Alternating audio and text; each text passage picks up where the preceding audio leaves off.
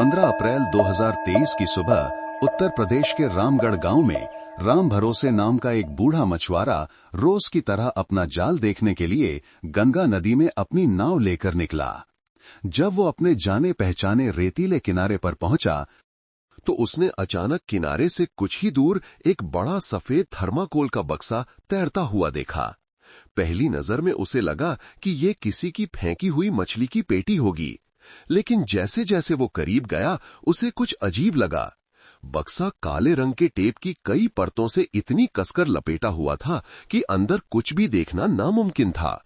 तभी एक तेज बदबू उठी जो उन मरी हुई मछलियों की गंध जैसी नहीं थी जिसका वो आदी था। राम भरोसे ठिठक गया। नदी के अपने अनुभव ने उसकी रीढ़ में एक सिहरन दौड़ा दी। इस बक्से में कुछ बहुत ही ज्यादा गड़बड़ थी। उसने तुरंत अपनी नाव किनारे की ओर मोड़ी, अपना फोन निकाला और गांव की पुलिस को फोन किया। मैंने नदी में एक अजीब थर्माकोल का बक्सा देखा है जो टेप से कसकर लिपटा हुआ है और उससे बहुत बदबू आ रही है। आप लोग जल्दी आकर जांच करें। उस एक फोन कॉल ने एक ऐसे खौफनाक अपराध की शुरुआत की जिसने गंगा नदी के किनारे बसे उस शांत गांव को झकझोर कर रख दिया। किसी ने नहीं सोचा था कि उस सफेद बक्से के अंदर एक क्रूर अपराध का सुराग छिपा होगा। राम भरोसे के फोन कि कुछ ही मिनटों बाद रामगढ़ गांव की पुलिस नदी के किनारे उस रेतीले तट पर पहुंच गई।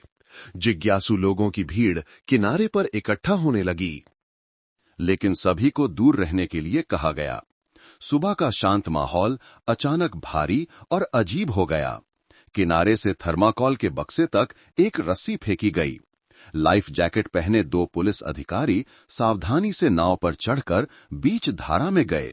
हर हरकत धीमी और सटीक थी। जब उन्होंने बक्से को ऊपर खींचा तो पानी के छपाक की आवाज उनकी तेज सांसों की आवाज में मिल गई। काले टेप से कसकर लिपटा सफेद थर्माकोल का बक्सा गंदे पानी के बीच अलग ही दिख रहा था। बदबू और भी तेज होती जा रही थी। एक युवा सिपाही ने मास्क के नीचे से धीरे से कहा, सर, ये मछली नहीं है, ये गंध बहुत अजीब है। तुरंत ही घटनास्थल को सील कर दिया गया। उत्तर प्रदेश पुलिस की क्राइम ब्रांच और फॉरेंसिक टीम तेजी से मौके पर पहुंची। उन्होंने तस्वीरें खींची, नोट्स लिए और जांच में मदद के लिए बक्से के बहने की जगह को चिन्हित किया। हर प्रक्रिया सावधानीपूर्वक और नियमों के अनुसार की जा रही थी, क्योंकि हर कोई समझता था कि अंदर किसी हत्या का सबूत हो सकता है। जब सब तैयार हो गए तो एक जांच अधिकारी ने सावधानी से टेप की पहली परत को काटा। शांत माहौल में चिपचिपे प्लास्टिक पर चाकू चलने की सूखी आवाज गूंज उठी। एक के बाद एक टेप की परतें उतारी गईं जब तक कि बक्से का ढक्कन थोड़ा खुल नहीं गया, और फिर एक लाश की तेज बदबू बाहर निकली, जिससे पास खड़े सभी लोगों को पीछे हटना पड़ा। एक वरिष्ठ जांच अधिकारी ने शांत रहने का इशारा करते हुए धीरे से अपना हाथ कसा। जब बक्से का ढक्कन पूरी तरह से खोला गया तो अंदर का नजारा देखकर सब सन्न रह गए। एक पुरुष का शव सिकुड़ी हुई हालत में था। कपड़े अभी भी पहने हुए थे, त्वचा पीली पड़ चुकी थी और चेहरा हल्का सूजा हुआ था, जो ये बताता था कि मौत कई घंटे पहले हुई थी। कोई कुछ नहीं बोला, केवल नदी की हवा की सरसराहट और भारी निगाहें थीं। एक युवा सिपाही ने कांपती हुई आवाज में धीरे से कहा, सर, ये व्यक्ति पानी में डूबने से नहीं मरा है। तुरंत ही घटनास्थल की तस्वीरें ली गईं। उसे सील कर दिया गया और शव को किनारे पर लाया गया। पानी के नमूने, टेप और बक्से के आसपास के कपड़े के टुकड़े फोरेंसिक जांच के लिए एकत्र किए गए। क्राइम ब्रांच के प्रमुख ने गंभीर आवाज में कहा, जिस तरह से बक्से को सील किया गया है और लाश को फेंकने की जगह को देखते हुए, ये कोई दुर्घटना नहीं है, ये एक सोची समझी और योजनाबद्ध हत्या है। ये खबर पूरे इलाके में आग की तरह फैल गई। शांत गंगा नदी अब एक विशेष रूप से गंभीर अपराध का केंद्र बन गई थी। किसी को विश्वास नहीं हो रहा था कि इस शांतिपूर्ण गांव के बीच कोई इतनी बेरहमी से किसी की जान ले सकता है। और उसी क्षण से इस मामले को सुलझाने की यात्रा, उस सफेद थर्माकोल के बक्से के पीछे की सच्चाई को खोजने की यात्रा आधिकारिक तौर पर शुरू हो गई। शव को राज्य के फॉरेंसिक केंद्र ले जाने के बाद जांच अधिकारियों ने पहचान का काम शुरू किया। हालांकि शव में सड़न के हल्के लक्षण थे, लेकिन कपड़े अभी भी सही सलामत थे। विशेष रूप से हल्के नीले रंग की चेक वाली शर्ट और अनामिका उंगली में पहनी चांदी की अंगूठी, ये पहचान में मदद करने वाले महत्वपूर्ण विवरण थे। जांच दल ने रामगढ़ गांव और आसपास के इलाकों में पिछले 1 सप्ताह के भीतर लापता हुए लोगों की सूची की छानबीन की। उसी दिन दोपहर तक एक मेल खाने वाली जानकारी मिल गई। महेश कुमार नाम का एक 35 वर्षीय व्यक्ति, जो छोटा मोटा ट्रांसपोर्ट का काम करता था, के परिवार ने 2 दिन पहले उसके लापता होने की सूचना दी थी। वो 13 अप्रैल की रात को ये कहकर घर से निकला था कि वो सामान पहुंचाने जा रहा है, लेकिन अगली सुबह तक वापस नहीं आया। परिवार ने शुरू में सोचा कि वो किसी दोस्त के यहां रुक गया होगा, इसलिए उन्होंने पुलिस को सूचित नहीं किया था। जब पीड़ित की अंगूठी और कपड़ों की तस्वीरें दिखाई गईं, तो महेश के पिता 60 वर्षीय हरिराम ने उन्हें तुरंत पहचान लिया। हाँ, ये मेरा बेटा महेश ही है। गांव के पुलिस स्टेशन का कमरा शांत हो गया। एक गुमशुदगी का मामला आधिकारिक तौर पर हत्या के मामले में बदल गया था। अगले दिन जांच दल पहचान के परिणामों की सूचना देने और परिवार के सदस्यों से बात करने के लिए पीड़ित के घर पहुंचा। घर गांव को जोड़ने वाली सड़क के किनारे स्थित था, पुराना लेकिन साफ सुथरा। जब पुलिस की टीम अंदर दाखिल हुई तो बूढ़े पिता हरिराम कुर्सी पर गिर पड़े। उनके हाथ कांप रहे थे और उनकी आवाज आंसुओं में डूब गई। उसकी किसी से क्या दुश्मनी थी कि किसी ने ऐसा किया? जरूर उसके धंधे में किसी ने बुरा किया होगा। वो जोर जोर से रोया। बोलते बोलते मेज पर मुक्का मारा, जिसमें दर्द और गुस्सा दोनों जाहिर हो रहे थे। एक पिता का अपने बेटे को खोने का दर्द देखकर हर किसी का गला भर आया। लेकिन हरिराम के बगल में पीड़ित की पत्नी 32 वर्षीय सुनीता देवी का व्यवहार बिल्कुल अलग था। वो चुपचाप बैठी थी, उसके हाथ कसकर एक दूसरे से जुड़े हुए थे और उसकी आंखें फर्श पर टिकी थीं।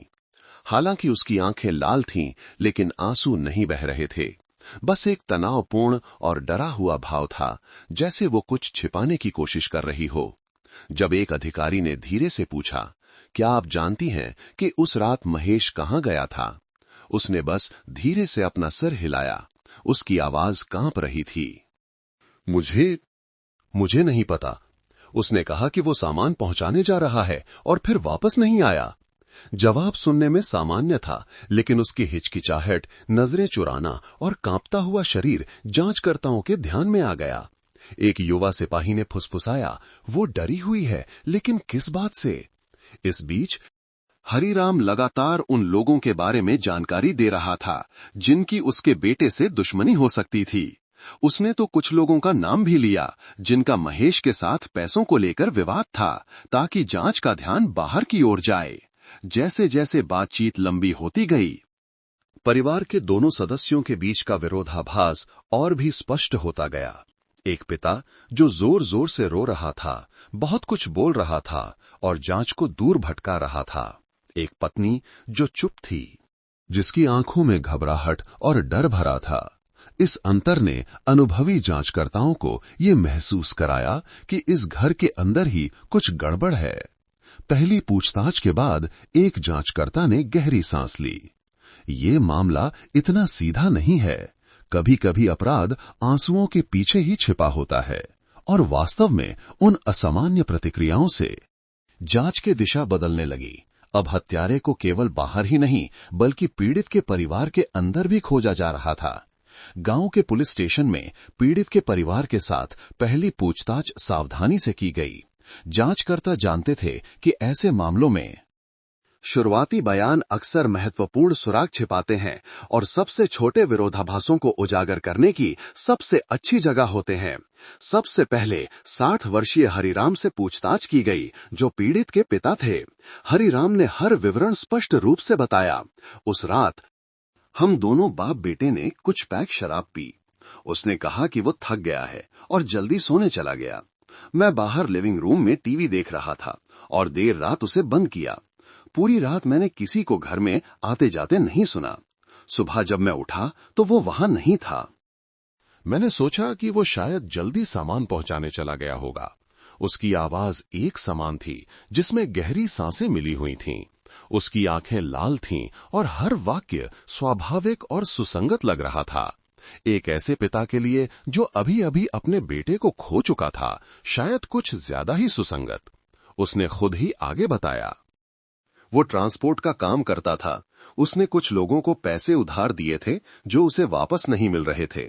मुझे लगता है कि किसी ने बदला लेने के लिए उसे मार डाला। उसके बयान को तुरंत दर्ज कर लिया गया और शुरुआती जांच व्यापारिक प्रतिद्वंदिता की दिशा में बढ़ा दी गई। हालांकि एक अनुभवी जांचकर्ता ने महसूस किया कि हरिराम की बातों में कुछ ज्यादा ही चिकनाई थी, जैसे कि उसने हर शब्द पहले से तैयार कर रखा हो। दूसरे व्यक्ति जिससे पूछताछ की गई वो थी 32 वर्षीय सुनीता देवी, पीड़ित की पत्नी। अपने ससुर के विपरीत सुनीता कांपती हुई लग रही थी। उसकी आंखें धुंधली थीं और वो हिचकिचाते हुए बोल रही थी। जब उससे अपराध की रात की घटनाओं के बारे में फिर से पूछा गया तो उसने लगभग वही दोहराया जो हरिराम ने कहा था, लेकिन उसमें निश्चितता की कमी थी। जी, उस रात मैंने खाना बनाया और फिर दोनों बाप बेटे ने खाया पिया। उसके बाद महेश थक गया था और सोने चला गया। मैंने सफाई की और फिर अपने कमरे में चली गई। उस रात शायद कुछ भी अजीब नहीं हुआ था। जांचकर्ताओं ने नोट किया और आगे पूछा, क्या आपने पूरी रात कोई आवाज सुनी? कोई गाड़ी, किसी के बोलने की या किसी अजनबी के कदमों की आवाज? इस बार सुनीता की हिचकिचाहट स्पष्ट थी। उसकी आंखों में घबराहट साफ दिख रही थी और फिर अचानक उसके मुंह से निकल गया, सुबह होने से कुछ देर पहले मैंने पिताजी के ट्रक के स्टार्ट होने की आवाज सुनी थी, लेकिन शायद मैंने गलत सुना होगा क्योंकि मैं आधी नींद में थी।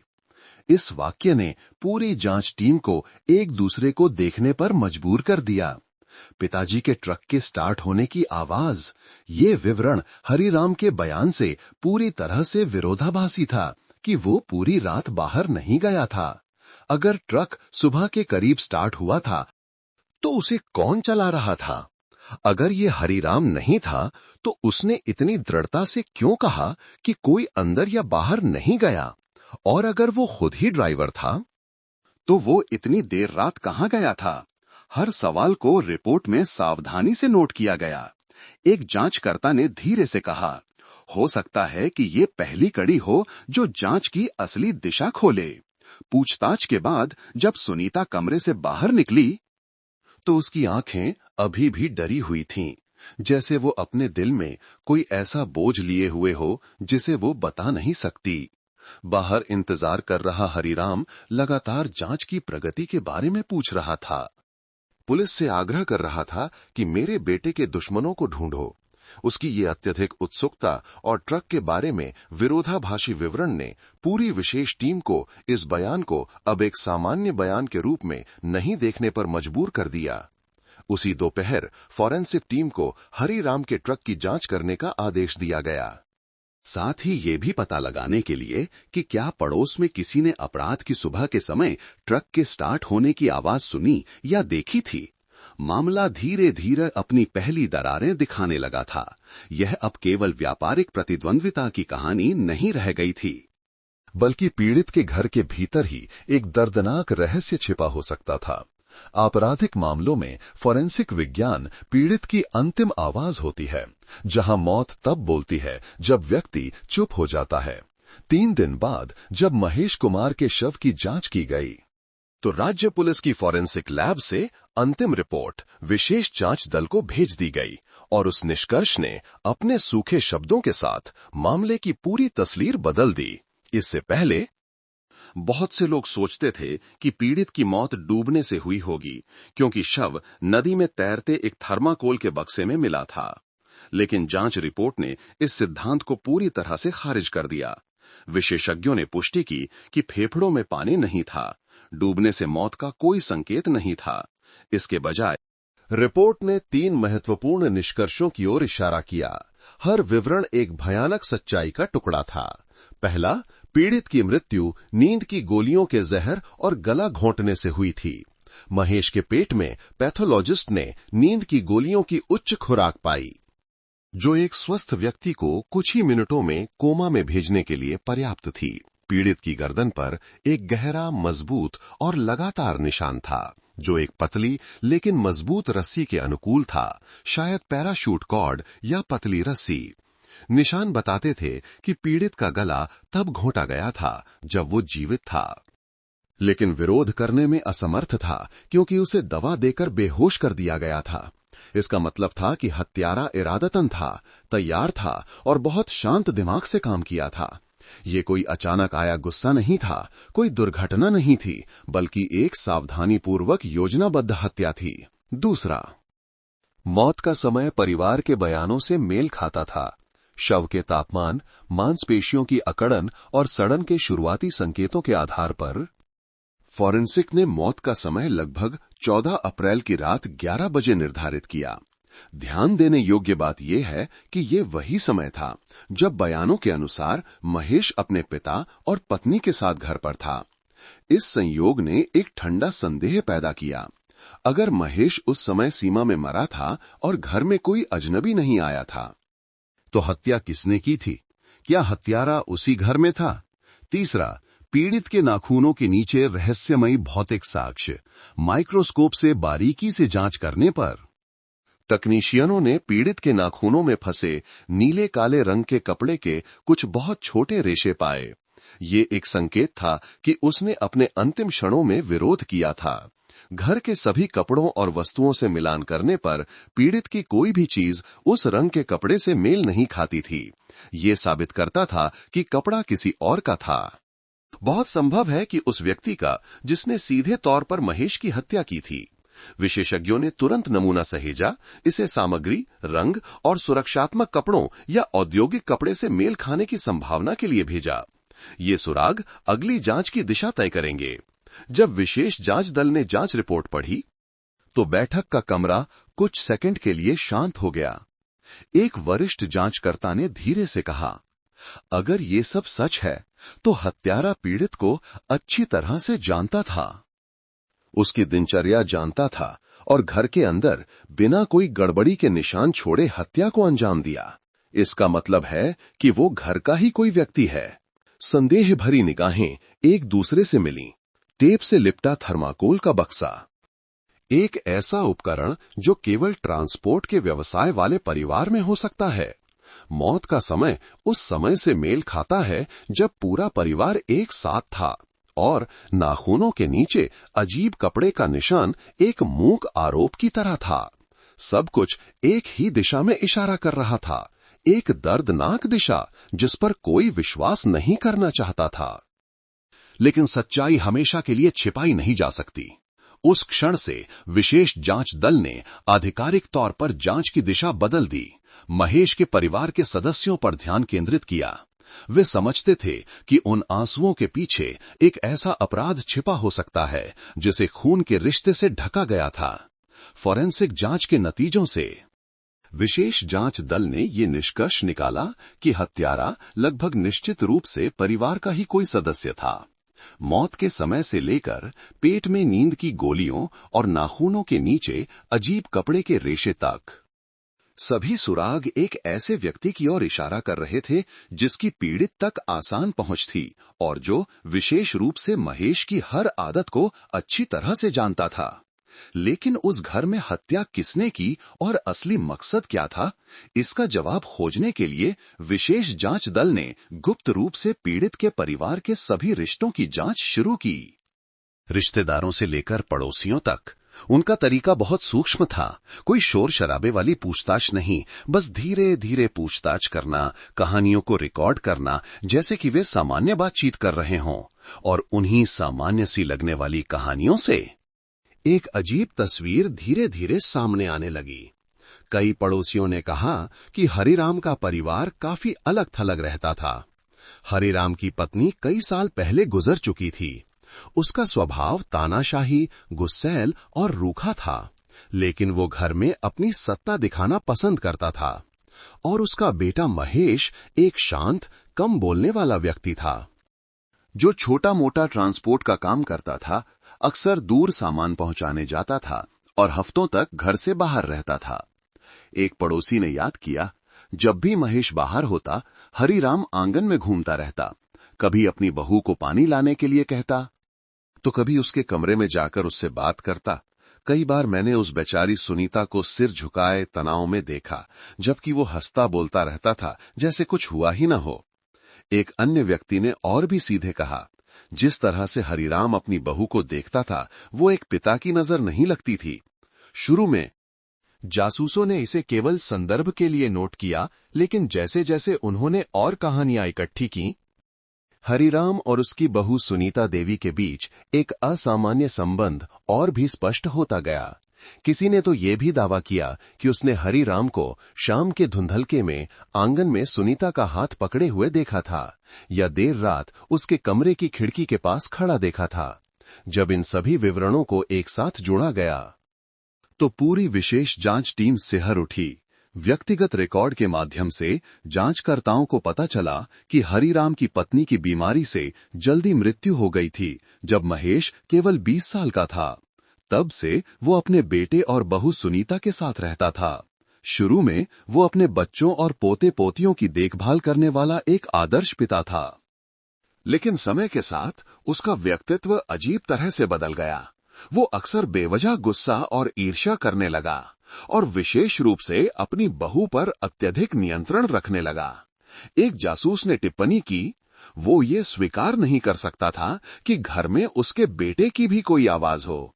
सब कुछ उसके हाथ से होकर गुजरना चाहिए। यहां तक कि वो अपने बेटे और बहू के निजी मामलों में भी दखल देता था। बाहरी लोगों के लिए ये संकेत केवल तानाशाही थे, लेकिन इसमें शामिल व्यक्ति के लिए ये एक बीमार तरह का कब्जा था।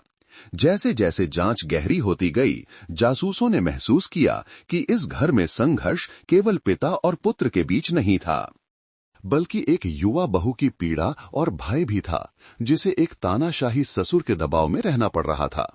बयानों, व्यवहार और जांच के नतीजों का मिलान करने के बाद विशेष जांच दल एक साहसिक लेकिन ठोस परिकल्पना पर पहुंचा। हरिराम ने अपनी बहू के प्रति गलत इच्छाएं पाली थीं, और जब उसके बेटे ने यह पता लगा लिया तो उसने अपने अपराध को छिपाने के लिए अपने बेटे की हत्या कर दी। इस परिकल्पना ने पूरी जांच टीम को झकझोर दिया। कोई भी इस पर विश्वास नहीं करना चाहता था, लेकिन सभी संकेत भयावह रूप से मेल खा रहे थे। हरिराम ही एकमात्र व्यक्ति था जो अपने बेटे की शराब में नींद की गोलियां मिला सकता था। उसके पास एक ट्रक था जो सुबह के करीब ट्रक के स्टार्ट होने की आवाज सुनने के बयान से मेल खाता था। उसकी थर्माकोल के बक्से और टेप तक पहुंच थी, जो ट्रांसपोर्ट व्यवसाय में आमतौर पर इस्तेमाल होने वाले उपकरण थे, और वो सबसे मजबूत मकसद वाला व्यक्ति था, डर के कारण, वासना के कारण और अपने पाप को दफनाने की इच्छा के कारण। एक जांचकर्ता ने गंभीर आवाज में कहा, अगर ये सच है तो ये अब एक सामान्य हत्या का मामला नहीं है, बल्कि एक ऐसे इंसान की त्रासदी है जिसने अपनी इंसानियत खो दी है। इस क्षण से हरिराम की हर हरकत पर गुप्त रूप से नजर रखी जाने लगी। जासूसों की टीमों ने भौतिक साक्ष्य इकट्ठा करना शुरू कर दिया, बयानों से मिलान किया और हत्या से पहले के सभी संदिग्ध व्यवहारों की जांच की। दूसरी ओर जांच अधिकारी सुनीता से प्रोत्साहन और सहानुभूति के रूप में संपर्क कर रहे थे, इस उम्मीद में कि वो सच उगल देगी।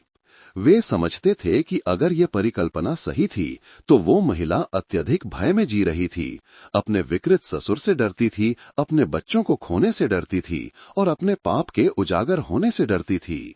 और हरिराम, वो पिता जिसे कभी गांव वाले सम्मान देते थे, अब अपराध की गहरी खाई के कगार पर खड़ा था। इंसान आंसू छिपा सकता है, लेकिन सच्चाई नहीं। जांचकर्ता जानते थे कि बस एक छोटी सी चूक से हरिराम द्वारा रचा गया पूरा दर्दनाक नाटक ढह जाएगा, और फिर उस घर के भीतर की छिपी लहरें धीरे धीरे उठ रही थीं। झूठी शांति की परत को बहा ले जाने के लिए तैयार थीं, ताकि सच्चाई सतह पर आ सके। जब उस घर के भीतर की छिपी लहरें धीरे धीरे उजागर होने लगीं, तो विशेष जांच दल समझ गया कि अब अपराध को कसने के लिए वास्तविक सबूतों की जरूरत है। वे केवल भावनाओं या अफवाहों पर भरोसा नहीं कर सकते, उन्हें ठोस भौतिक साक्ष्य चाहिए थे, कुछ ऐसा जिसे अपराधी चाहे कितना भी चालाक क्यों न हो नकार नहीं सकता। इसलिए 2 जांच दल समानांतर रूप से तैनात किए गए। एक दल थर्माकोल के बक्से की उत्पत्ति का पता लगा रहा था और दूसरा पीड़ित के नाखूनों के नीचे मिले अजीब कपड़े के रेशे पर ध्यान केंद्रित कर रहा था। पहला दल थर्माकोल के बक्से का पता लगाना, चेहरे को बेनकाब करने की यात्रा की शुरुआत। सफेद थर्माकोल का बक्सा पहला और सबसे महत्वपूर्ण सबूत मामले का मूक गवाह माना जाता था। जासूसों की टीम ने रामगढ़ गांव के 20 किलोमीटर के दायरे में थर्माकोल के बक्से बेचने वाले सभी व्यवसायों, समुद्री भोजन के थोक विक्रेताओं और बड़े छोटे किराना स्टोरों की छानबीन शुरू कर दी। शुरू में सभी ने सिर हिला दिया, क्योंकि इस प्रकार का बक्सा आम था, हर कोई इसका इस्तेमाल करता था। लेकिन 3 दिनों की कड़ी मेहनत के बाद एक कीमती सुराग सामने आया। पास के एक कस्बे के एक समुद्री भोजन के थोक विक्रेता को अच्छी तरह से याद था। 14 अप्रैल की दोपहर को लगभग 60 साल का एक छोटे कद का भारी शरीर वाला आदमी एक पुरानी चांदी के रंग की ट्रक में आया और ठीक एक बड़े आकार का थर्माकोल का बक्सा खरीदा। उसने ये भी कहा कि जो सबसे वायुरोधी और सबसे मोटा हो वही लेना। मैंने तो सोचा था कि वो जमे हुए सामान के लिए बाजार जा रहा है। ये सुनकर जासूसों ने तुरंत थोक विक्रेता से सुरक्षा कैमरे की फुटेज दिखाने का अनुरोध किया। हालांकि तस्वीर धुंधली थी, फिर भी वाहन का नंबर प्लेट हरिराम के ट्रक से मेल खाता हुआ पहचाना जा सकता था। एक जांचकर्ता ने धीरे से कहा, अगर ये वही है तो सब कुछ उसी दोपहर से शुरू हो गया था। पीड़ित के लापता होने से भी पहले थर्माकोल का बक्सा, जो एक निर्जीव वस्तु की तरह लग रहा था, अब पहला सबूत बन गया जो इस बात की पुष्टि करता है कि हरिराम ने हत्या के लिए पहले से तैयारी की थी। दूसरा दल, नाखूनों के नीचे कपड़े का रेशा, मृतक का अंतिम आरोप। इस बीच दूसरी जांच टीम पीड़ित के नाखूनों के नीचे से बरामद नीले काले कपड़े के रेशे के नमूने पर ध्यान केंद्रित कर रही थी। प्रारंभिक जांच के परिणामों से पता चला कि ये नायलॉन के साथ मिश्रित एक सिंथेटिक कपड़ा था, जिसका उपयोग आमतौर पर काम के सुरक्षात्मक कपड़े बनाने के लिए किया जाता था। एक प्रकार का मोटा, टिकाऊ कपड़ा जो मैकेनिक या ड्राइवरों के बीच लोकप्रिय था। इस जानकारी के आधार पर हरिराम के घर पर एक तत्काल तलाशी वारंट निष्पादित किया गया। जांचकर्ता चुपचाप हर कमरे, हर कोने की तलाशी ले रहे थे। घर में माहौल घुटन भरा और भारी था। सुनीता आंगन के एक कोने में कांपती हुई खड़ी थी, जबकि हरिराम अभी भी शांत दिख रहा था। यहां तक कि उसने कहा, मेरे पास छिपाने के लिए कुछ नहीं है, आप लोग आराम से ढूंढ सकते हैं। लेकिन लगभग 2 घंटे बाद ही एक बड़ी सफलता मिली। पुराने स्टोर रूम में बोरियों और पुरानी सामग्री से भरे ढेर के पीछे एक जांचकर्ता ने दीवार के एक कोने में गहराई से घुसेड़ी हुई एक छोटी बोरी पाई। अंदर नीले काले रंग की एक पुरानी काम की जैकेट थी, जो धूल से सनी हुई थी और विशेष रूप से कलाई पर एक छोटा सा फटा हुआ निशान था। पूरी टीम ने तुरंत सबूत को सील कर दिया। फटे हुए हिस्से से कपड़े का नमूना तत्काल जांच के लिए भेजा गया। कुछ दिनों बाद फॉरेंसिक लैब से परिणाम वापस आए। जैकेट पर मौजूद कपड़े का रेशा और पीड़ित के नाखूनों के नीचे का रेशा एक ही प्रकार के थे। एक ही रेशे की संरचना, एक ही रंग। पूरी विशेष जांच टीम चुप हो गई और कुछ कहने की जरूरत नहीं थी। यह सुनहरा सबूत था, ठोस भौतिक साक्ष्य जिसे नकारा नहीं जा सकता था। सब कुछ एक साथ रखने पर मामले की तस्वीर धीरे धीरे स्पष्ट हो गई। थर्माकोल का बक्सा अपराध के दिन दोपहर में खुद हरिराम द्वारा खरीदा गया था। उसका ट्रक उस समय कैमरे पर दिखाई दिया जब बक्से को ठिकाने लगाने के लिए ले जाया जा रहा था। हरिराम की काम की जैकेट के कपड़े का रेशा पीड़ित के नाखूनों के नीचे के रेशे से मेल खाता था और मौत का समय पूरी तरह से उस समय से मेल खाता था जब वो अपने बेटे के साथ घर पर था। सभी टुकड़े, हर छोटा विवरण केवल एक ही दिशा की ओर इशारा कर रहा था। हत्यारा हरिराम था, पीड़ित का सगा पिता। लेकिन मामले को समाप्त करने के लिए उन्हें अभी भी एक अंतिम टुकड़े की जरूरत थी, एक कबूलनामा। बस दोनों में से कोई एक, हरिराम या सुनीता, मुंह खोलने को तैयार हो जाए तो पूरी सच्चाई सामने आ जाएगी। विशेष जांच दल ने 2 तरफा पूछताछ करने का फैसला किया। एक टीम सीधे हरिराम से काम करेगी, सबूतों का सामना कराएगी। दूसरी टीम सुनीता से मनोवैज्ञानिक रूप से संपर्क करेगी। उस कमजोर महिला से सच्चाई निकलवाने की कोशिश करेगी। टीमों को विभाजित करने से पहले टीम के नेता ने धीरे धीरे कहा, आज सच्चाई को सामने आना ही होगा और जो कुछ भी नदी की तह में उस ठंडे पानी के नीचे छिपा है वो अंततः सतह पर आ जाएगा। वे छोटे भौतिक सुराग, एक थर्माकोल का बक्सा, एक कपड़े का रेशा, एक फटा हुआ निशान निर्जीव लग सकते थे, लेकिन वे सच्चाई के सबसे वफादार गवाह थे और उन्होंने ही जांचकर्ताओं को मामले के सबसे बड़े मोड़ तक पहुंचाया। एक घुटन भरी दिमागी लड़ाई आगे इंतजार कर रही थी। थर्माकोल के बक्से, काम की जैकेट, मेल खाते कपड़े के रेशी, सुरक्षा कैमरे की फुटेज से लेकर मौत के समय के पूर्ण मिलान तक कई भौतिक सबूतों के साथ विशेष जांच दल समझ गया कि कानूनी शिकंजा हरिराम के चारों ओर कस चुका है। अब उन्हें मामले की फाइल को पूरा करने के लिए केवल एक चीज की जरूरत थी, एक कबूलनामा। उस सुबह हरिराम और सुनीता को एक ही समय पर बुलाया गया। दोनों को अलग अलग कमरों में बिठाया गया, अलग थलग, ताकि वे संपर्क न कर सकें। पूछताछ का कमरा शांत था। केवल घड़ी की टिक टिक और संदिग्ध के चेहरे पर सीधी पड़ने वाली रोशनी थी। हरिराम अभी भी शांत दिख रहा था। उसका चेहरा ठंडा था, आंखें सीधी थीं। बिना किसी डर के उसने अभी भी एक दुखी पिता का मुखौटा पहन रखा था, जिसने अभी अभी अपना बेटा खोया था और जिस पर झूठा आरोप लगाया जा रहा था। जब जांचकर्ता ने पहला सवाल पूछा तो उसने दृढ़ता से जवाब दिया, मैंने कहा था, मैंने अपने बेटे को नहीं मारा, किसी ने मुझे फंसाया है। जांचकर्ता ने कोई आपत्ति नहीं की। बस धीरे से मेज पर एक छोटा सीलबंद बैग रखा, जिसके अंदर नीले काले कपड़े का एक टुकड़ा था। हरिराम ने एक नजर डाली, थोड़ी देर के लिए घबराया, लेकिन फिर भी शांत रहने की कोशिश की। जांच अधिकारी ने आगे कहा, क्या आप इसे पहचानते हैं?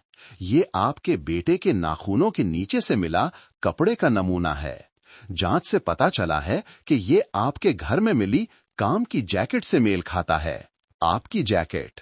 कमरा अचानक शांत हो गया। हरिराम ने धीरे से अपना थूक निगला और फिर जबरदस्ती मुस्कुराने की कोशिश की।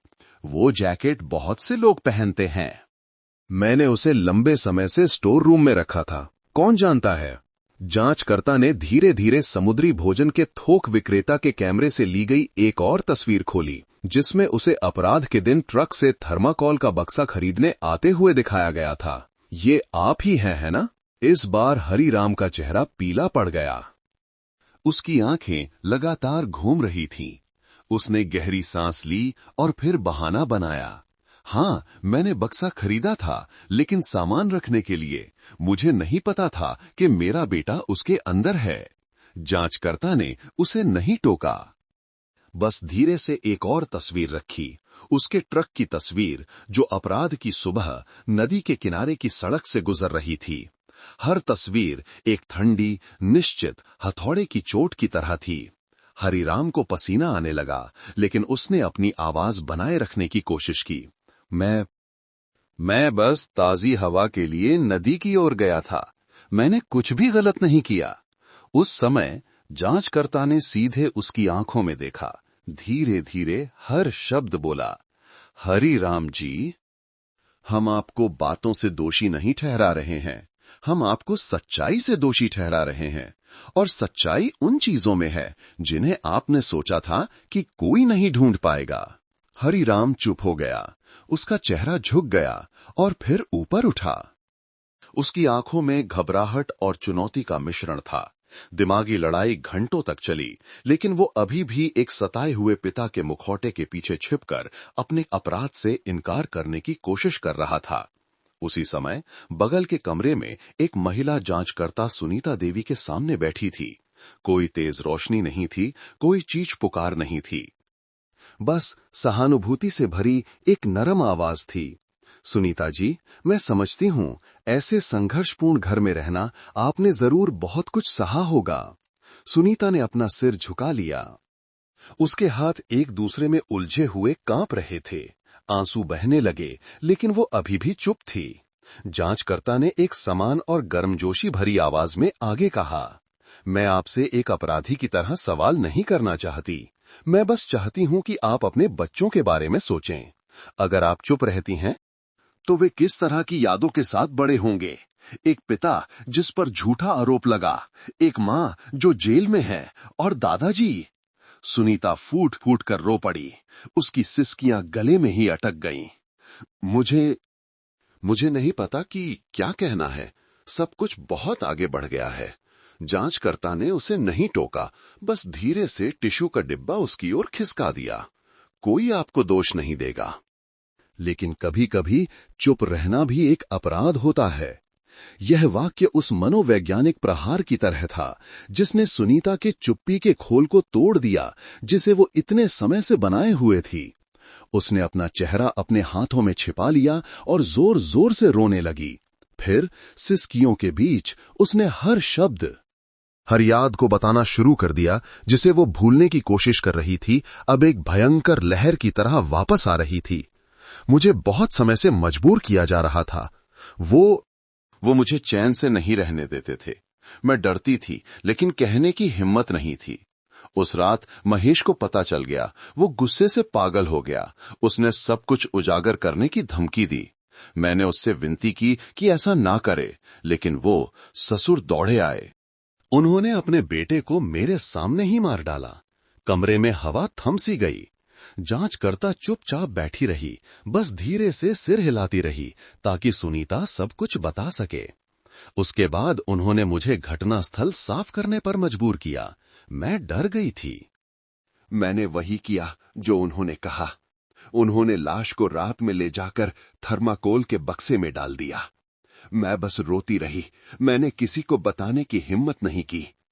टूटे फूटे, कांपते हुए वाक्य, लेकिन एक सच्ची, हताश और दर्दनाक स्वीकारोक्ति। जैसे ही सुनीता ने बयान पर हस्ताक्षर किए। दूसरे कमरे में हरिराम अभी भी सिर झुकाए चुप बैठा था। एक जांचकर्ता अंदर आया। उसने सुनीता का बयान उसके सामने रखा। उसने कुछ पंक्तियों पर नजर डाली। उसका चेहरा सफेद पड़ गया। उसके होंठ कांपे और फिर एक सूखी हंसी निकली। उस औरत ने मुझे बर्बाद कर दिया। लेकिन फिर हंसी थम गई। वो मेज पर गिर पड़ा। उसके कंधे कांप रहे थे। वो बड़बड़ा रहा था, मैं उसे मारना नहीं चाहता था, लेकिन उसने मुझे बर्बाद करने की धमकी दी। मेरे पास कोई और रास्ता नहीं था। एक जांचकर्ता ने धीरे से कहा, नहीं, आपके पास था, लेकिन आपने गलत रास्ता चुना। और इस तरह अपराध का अंतिम पर्दा भी उठ गया। हरिराम ने अपना सिर झुकाया और कबूलनामे पर हस्ताक्षर किए। उसकी आवाज खैन लगाई, मैं बस अपने बेटे से फिर से मिलना चाहता हूं।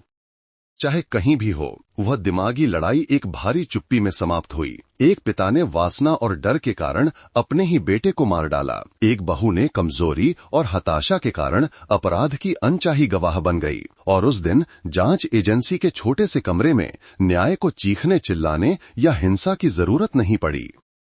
बस सच्चाई ने अपने ही वजन से खुद को बयां कर दिया।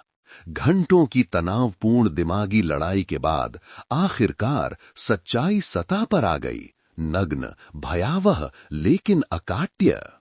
हरिराम और सुनीता देवी दोनों रो पड़े।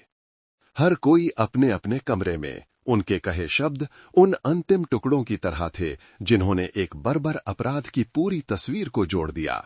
एक ऐसा अपराध जो उसी छोटे से घर में हुआ जिसे वे कभी अपना परिवार कहते थे।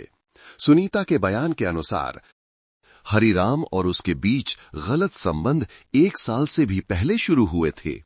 शुरू में ये सिर्फ मजाक की बातें थीं, फिर धीरे धीरे हदें पार करने वाली हरकतें होने लगीं। सुनीता ने टूटी हुई आवाज में बताया, वो अकेले थे और बहुत शराब पीते थे। एक दिन आधी रात को वो मेरे कमरे का दरवाजा खटखटाने लगे। मैं डर गई, लेकिन कहने की हिम्मत नहीं हुई क्योंकि उन्होंने मुझे और मेरे बच्चों को घर से निकालने की धमकी दी थी। उसके बाद के महीनों में वो एक जुनून और डर में जीती रही। बचने की कोशिश करती रही, लेकिन बच नहीं सकी। उसके पति महेश को कुछ भी पता नहीं था। वो अब भी मानता था कि उसका पिता बस थोड़ा सख्त है। वो अब भी आज्ञाकारी था, अब भी पूरी तरह से भरोसा करता था। 14 अप्रैल 2023 की उस फेटफुल रात तक जिसने उस पूरे परिवार को नरक बना दिया। उस दिन परिवार ने हमेशा की तरह रात का खाना खाया। हरिराम ने खुद अपने बेटे के लिए शराब डाली, खुशी खुशी बातें की, लेकिन मन ही मन उसने एक योजना बना ली थी। इससे पहले उसने चुपके से सफेद शराब की बोतल में नींद की गोलियां मिला दी थीं। इस बहाने से कि बेटा पीकर आराम से सो जाएगा, क्योंकि वो इन दिनों बहुत तनाव में रहता है। रात के लगभग 10 बजे कुछ पैग पीने के बाद महेश को चक्कर आने लगा। उसने कहा कि वो थक गया है और सोने के लिए अपने कमरे में चला गया। सुनीता खाने की मेज साफ कर रही थी। हरिराम वहीं चुपचाप सिगरेट पीता रहा। उसकी आंखें अपने बेटे को देखती रहीं। कुछ मिनटों के बाद सुनीता भी कमरे में चली गई, लेकिन जैसे ही वो लेटी, एक असली दुस्वप्न आ धमका। महेश बाहर आया। उसके हाथ में फोन था। उसकी आवाज कांप रही थी। सच बताओ, पिताजी ने तुम्हारे साथ क्या किया है? वो स्तब्ध रह गई। उसका दिल जोर जोर से धड़कने लगा। उसे समझ नहीं आया कि क्या जवाब दे। महेश चिल्लाया। उसने मेज पर इतनी जोर से मारा कि पानी का गिलास गिर गया। मैंने सब देख लिया है, तुम अभी भी इनकार कर रही हो? मैं पूरे गांव को बताऊंगा कि ये घर क्या है। चीखें पूरे घर में गूंज उठीं, जिससे हरिराम बाहर लिविंग रूम से अंदर दौड़ा। घबराहट में उसने अपने बेटे को शांत करने की कोशिश की, लेकिन महेश और भी ज्यादा भड़क गया। अब आप मेरे पिता नहीं हैं, आप बहुत बीमार हो गए हैं। उसी क्षण हरिराम के दिमाग में केवल एक ही डर था, पकड़े जाने का डर, इज्जत खोने का डर, तिरस्कृत होने का डर। हताशा में उसने सब कुछ उजागर होने से पहले कार्यवाही करने का फैसला किया। हरिराम रसोई में गया और बची हुई शराब की बोतल लेकर आया और अपने बेटे के लिए और डाली। पी लो, हम बाप बेटे ठीक से बात करेंगे। महेश, जिसके शरीर में पहले से ही नींद की गोलियां थीं, और पीने के बाद उसकी आंखें भारी हो गईं। जब वो बिस्तर पर गिरा तो उसने सुनीता को देखा और ठंडे स्वर में कहा, इसे साफ कर दो, कल सब शांत हो जाएगा। सुनीता डर के मारे पीछे हटी, लेकिन हरिराम आगे बढ़ा और अपनी जैकेट की जेब में छिपी एक छोटी पैराशूट कॉर्ड निकाली और उसे अपने बेटे की गर्दन के चारों ओर कस दिया। महेश कुछ ही सेकंड के लिए उठा, संघर्ष किया, अपने हाथों से खरोचा, जिससे खरोच के निशान और नाखून के नीचे कपड़े का रेशा रह गया, जो प्रतिरोध का अंतिम संकेत था। फिर सब कुछ शांत हो गया। कमरा अंधेरा था। केवल हरिराम की हाँफने की आवाज और सुनीता के सिसकने की आवाज थी। आपने अपने बेटे को मार डाला, आपने अपने ही बेटे को मार डाला, सुनीता चिल्लाई। लेकिन हरिराम ने सिर्फ डांटा, चुप रहो। अगर तुमने एक शब्द भी कहा तो मैं तुम्हें भी मार डालूंगा। अपने बेटे को मारने के बाद हरिराम ने सुनीता को खून के धब्बे साफ करने, सभी सबूत मिटाने पर मजबूर किया। उसने एक कंबल लिया, शव को लपेटा, उसे रसोई में नीचे खींचा और फिर उसे उस सफेद थर्माकोल के बक्से में डाल दिया जिसे उसने दोपहर में ही खरीद लिया था। काले टेप की परतें कसकर लपेटी गईं, इतनी कसकर जैसे कि वो सभी पापों को दफनाना चाहता हो।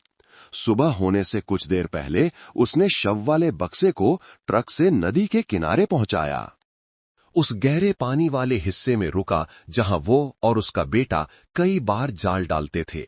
बिना किसी प्रार्थना के उसने बक्से को पानी में धकेल दिया। भारी बक्सा अंधेरे में बह गया, नाव के किनारे से टकराया, जिससे एक ठंडी खटखट की आवाज आई। फिर वो अपनी गाड़ी मोड़कर वापस चला गया, इतना शांत जैसे कुछ हुआ ही न हो। अगली सुबह उसने अभी भी चाय बनाई, अभी भी बाहर जाकर पड़ोसियों से बात की, अभी भी एक ऐसे पिता का अभिनय किया जिसने किसी दुश्मन के हाथों अपना बेटा खो दिया था। एक उत्तम नाटक। जब तक कि वो थर्माकोल का बक्सा नदी द्वारा राम भरोसे की आंखों के सामने नहीं लाया गया। जब उसने कबूलनामे पर हस्ताक्षर किए तो हरिराम एक बच्चे की तरह रोया। उसकी आवाज घेन लाई। मैं उसे मारना नहीं चाहता था, लेकिन वो मुझे बदनाम करने वाला था।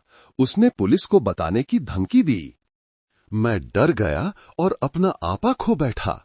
एक जांचकर्ता ने धीरे से कहा, किसी ने आपको इतना बुरा होने के लिए मजबूर नहीं किया, लेकिन आपने सबसे कायरतापूर्ण तरीका चुना। दूसरे कमरे में सुनीता सिर्फ सिर झुकाकर रो सकती थी। मैं बहुत डरी हुई थी। मैं बस चाहती थी कि मेरे बच्चे सुरक्षित रहें, लेकिन उसने धमकाया, उसने मारा। मैंने किसी को बताने की हिम्मत नहीं की। उसके आंसू अब सिर्फ अपराध के लिए नहीं थे, बल्कि डर में कैद रहने के बाद की मुक्ति के लिए भी थे।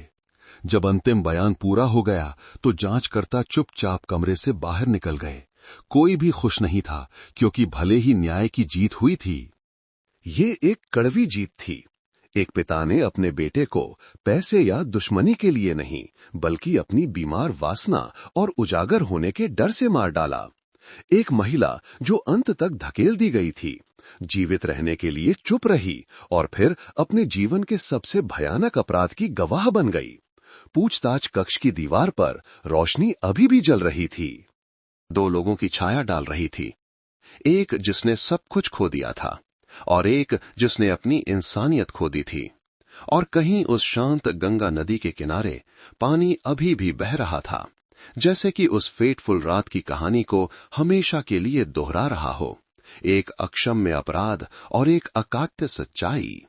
मामले के सुलझने के 3 महीने बाद राज्य की अदालत ने हत्या और अपराध छिपाने के मामले में एक सार्वजनिक सुनवाई की, जिसने पूरे रामगढ़ गांव को झकझोर दिया था।